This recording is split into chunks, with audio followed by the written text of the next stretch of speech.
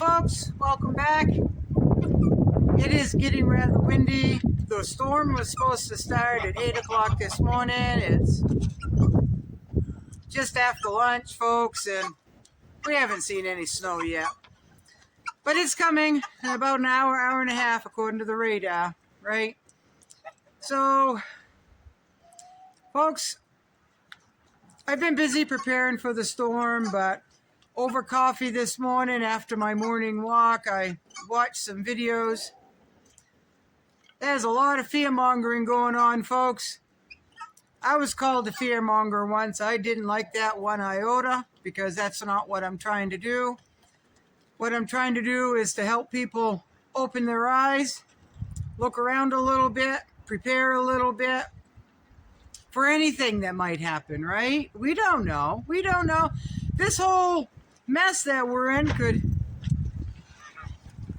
change in a minute for the better, or it could change in a minute for the worse, right?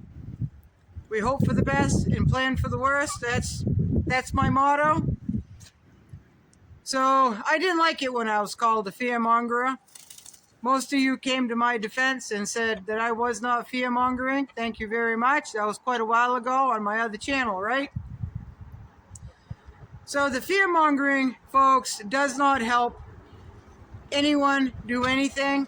It puts fear and panic into people, and there's already enough of that, folks, and just in regular life with everyday occurrences that people get stressed out. And there are some people that like drama, and we all know that drama and anger sells, right? So they can run their channel that way. I'm not going to run my channel that way, folks. I don't live that way. I live to prepare for what possibilities should come down the road. And right now it's a big mess that we're in. We don't know what's true and what's false. We don't know what's going to happen. We can predict all we want, but we still don't know, folks. So I continue to stress learning skills, getting your basic necessities. They should all be in place already, but if you're just starting out, then the basic necessities, food, water, shelter, heat, right? Then after that, you go toward more of the comfort, right? The comfort foods, comfort living, right? But don't start out with the comfort if you haven't got the basics, folks, right? That just doesn't make any sense whatsoever to me. Start with the basics, learn those skills, folks, right? Learn how to start a fire, learn what to do, where you're going to go, who you need to notify in case there's an emergency, right?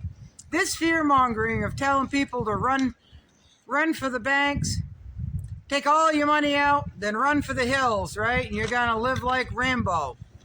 Come on, folks. Come on. Now, I know it's concerning what's happening, but running to the bank and getting all your money out may be a good choice for some.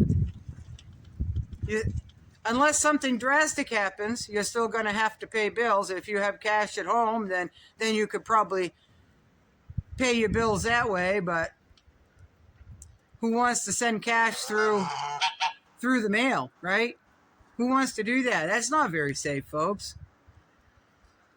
So as far as running, yeah, grab your bug out bag, grab your spouse and grab your children, and everybody's got their own bug out bag, and they're going to run for the hills and live in the woods and survive that way, when a lot of them don't have any skills whatsoever, folks. A lot of people don't know how to start a fire. They don't know how to stay warm. They don't know how to build a basic shelter. They don't know how to forage. They don't know how to hunt. They don't know how to fish. They don't know how to trap. They don't know how to do anything. But they're gonna go to the hills, live off the land, with their children and live. Right? That's one of the videos that I watched this morning, folks. Didn't have any skills. Thought it was easy. They don't know how to build a Dakota fire. They don't know how to shelter your fire from the wind. They don't know how to do any of that, folks, because they said so. But they're going to live just fine. They're going to live just fine up in the woods. I don't give them very long before they're struggling real hard, right? I don't. So I'm not fear-mongering. There's a lot of people out there that are fear-mongering, folks. Quite dramatic. Quite dramatic. Not realistic. Right? They're going to become Rambo and survivors overnight. I wish them the best. I do. I wish them the best. So, I don't know, folks. The basics first, and then build up from there. If you have the money, and you have the time, and you have the brain to do so, right? I don't think grabbing your spouse and running for the hills with 3 young children in tow without any skills and not much of a plan is very wise whatsoever. That's not thought out. They're living in a dream and they're running on panic, right? That's how a lot of people, if something really dire were to happen, that's the lack of planning, the lack of skill. Those people won't make it very long, will they? So, I know a lot of you are of sound mind. You can reason, you can ration. You know what your physical limitations are, or you think you do, right? When push comes to shove, people have a lot more stamina than they think they do. They have a lot more strength than they think they do. They have a lot more everything than they thought they did, right? Then it goes just the other way. They think they've got all of that and they can handle just about everything until reality slaps them clear across the face, and they're like, I don't know how to do any of this. I thought it was easy to build a fire, but everything is wet. Right? They don't understand the concept that what is burnable wood and what will be wood that will sit there and smolder.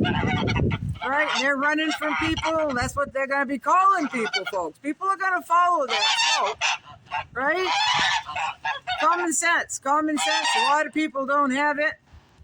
A lot of people, if things get really bad, and I mean really bad, folks, where you have to run to the hills, there's going to be a lot of wake-up calls. Right? Even experienced outdoors person will not live as comfortable as they want to, right? When you have to scavenge for your meal for the day, it's going to take up a lot of energy, right? And the more energy you burn, the more calories you need, right? Right? I don't know. I just had to jump on here and say that. I've got to go reset that live trap. Something got in there, triggered it, and it didn't catch it. It dragged the half-eaten duck out, the dead duck. That's what I'm using for bait in the back of the trap. So what I'm thinking is, it's one of those medium traps. It's like 27 inches long.